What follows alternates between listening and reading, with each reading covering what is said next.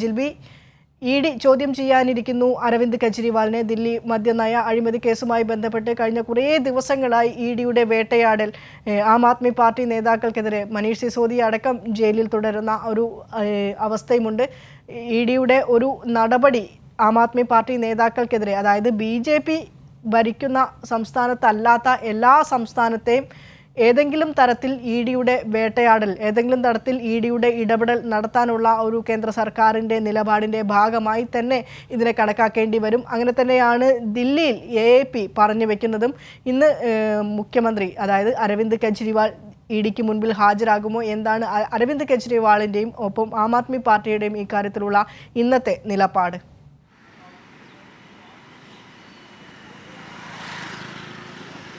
Vinisha, ED ഇപ്പോൾ ദില്ലി മദ്യനയ അഴിമതി കേസിൽ മുഖ്യമന്ത്രി അരവിന്ദ് കെജ്രിവാളിനെ ചോദ്യം ചെയ്യാനായിട്ടിരിക്കുകയാണ്.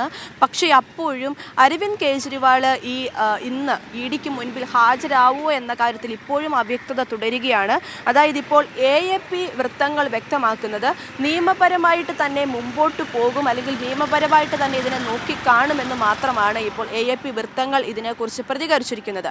അരവിന്ദ് കെജ്രിവാളിൻ്റെ ഭാഗത്ത് നിന്ന് ഇപ്പോൾ വേറെ പ്രതികരണമൊന്നും ഇതുവരെയായിട്ടും വന്നിട്ടില്ല. കാരണം നേരത്തെ 2 തവണ ഇഡി സമൻസ് അയച്ചിരുന്നു ചോദ്യം ചെയ്യലിന് ഹാജരാകണമെന്ന് ആവശ്യപ്പെട്ടുകൊണ്ട്.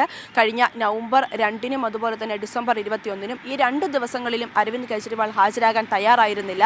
അതിനുശേഷമാണ് ഇപ്പോൾ 3-ാം തവണ ഇഡി വീണ്ടും സമൻസ് അയച്ചിരിക്കുന്നത്.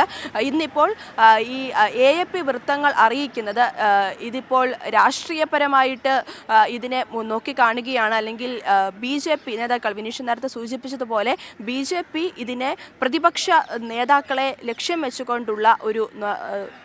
വെച്ചുകൊണ്ട് മുമ്പോട്ട് പോകുന്നതിൻ്റെയാണ് ഈ കാണുന്നത് എന്ന കാര്യങ്ങളൊക്കെയാണ് വ്യക്തമാക്കുന്നത്. അതായത് BJP ഭരിക്കാത്ത സംസ്ഥാനങ്ങളിലെ പ്രതിപക്ഷ ഉൾപ്പെടെ, അല്ലെങ്കിൽ നേതാക്കളെ ഉൾപ്പെടെ അന്വേഷണ ഏജൻസികളെ ഉപയോഗിച്ചുകൊണ്ട് വേട്ടയാടുന്നതിൻ്റെ ഒരു തെളിവ് തന്നെയാണ് ഇപ്പോൾ ഈ AAP നേതാക്കൾക്കെതിരെയും നടക്കുന്നത് എന്ന് തന്നെയാണ് പാർട്ടി വൃത്തങ്ങൾ സൂചിപ്പിക്കുന്നത്. നേരത്തെ തന്നെ ഇതിനെ AAP വൃത്തങ്ങളും അതുപോലെ തന്നെ നേതാക്കളും അടക്കം ഈ ED CBI അന്വേഷണ ഏജൻസികളുടെ ആരോപണങ്ങളെയൊക്കെ പൂർണ്ണമായിട്ടും തള്ളിയിരുന്നു. അതായത് ഈ പുതിയ മദ്യനയം കൊണ്ടുവന്നത് അർഹതയില്ലാത്തവർക്ക് ഉള്ളതായിരുന്നുവെന്നായിരുന്നു അന്വേഷണ ഏജൻസികളുടെ കണ്ടെത്തൽ.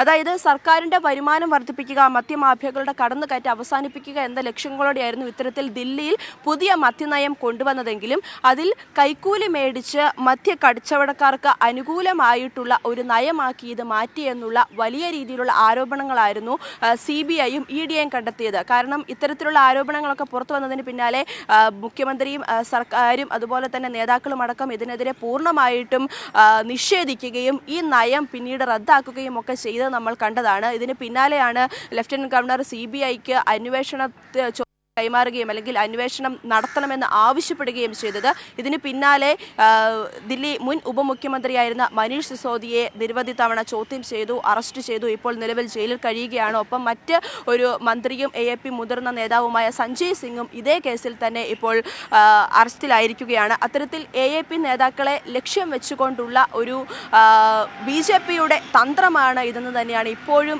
AAP നേതാക്കൾ ഉന്നയിക്കുന്നത്. അതിനാൽ തന്നെ ഇന്നും അരവിന്ദ് കെജ്രിവാൾ ഇഡിക്ക് മുമ്പിൽ ഹാജരാകുമോ എന്ന കാര്യത്തിൽ ഇതുവരെയായിട്ടും ഒരു വ്യക്തത വന്നിട്ടില്ല. പക്ഷേ അപ്പോഴും ഇഡി വ്യക്തമാക്കുന്നത് കള്ളപ്പണം വെളുപ്പിക്കൽ കേസിലെ വിവരങ്ങൾ തേടാൻ വേണ്ടി മാത്രമാണ് അരവിന്ദ് കെജ്രിവാളിനെ വിളിപ്പിച്ചിരിക്കുന്നത് എന്നും ഇഡി വ്യക്തമാക്കിയിട്ടുണ്ട്. പക്ഷേ അപ്പോഴും ഇത്തരത്തിൽ AAPയോ അല്ലെങ്കിൽ ഇപ്പോൾ അരവിന്ദ് കെജ്രിവാളോ ഈ കാര്യത്തിൽ മറ്റൊരു വ്യക്തതയൊന്നും വരുത്തിയിട്ടില്ല. നിയമപരമായിട്ട് മുമ്പോട്ട് പോകുമെന്ന് മാത്രമാണ് പറയുന്നത്. കാരണം ഇതൊരു രാഷ്ട്രീയ വേട്ടയാടലാണ്. പ്രതിപക്ഷ നേതാക്കളെ ലക്ഷ്യം വെച്ചുകൊണ്ട്, പ്രത്യേകിച്ച് തെരഞ്ഞെടുപ്പ് കൂടി അടുത്തിരിക്കുന്ന സാഹചര്യത്തിൽ പ്രതിപക്ഷ നേതാക്കളെ ലക്ഷ്യം വെച്ചുകൊണ്ടുള്ള BJPയുടെ കേന്ദ്ര സർക്കാരിൻ്റെ ഒരു രാഷ്ട്രീയ വേട്ടയാടൽ മാത്രമാണെന്നുള്ള ആരോപണം ഉയർത്തുകയാണ് ഇപ്പോഴും AAP. എന്തായാലും ഇന്ന് ഇഡിക്ക് മുമ്പിൽ ഹാജരാകുമോ, അരവിന്ദ് കെജ്രിവാൾ ഹാജരാകുമോ എന്ന കാര്യത്തിൽ ഇപ്പോഴും അവ്യക്തത തുടരുക തന്നെയാണ്.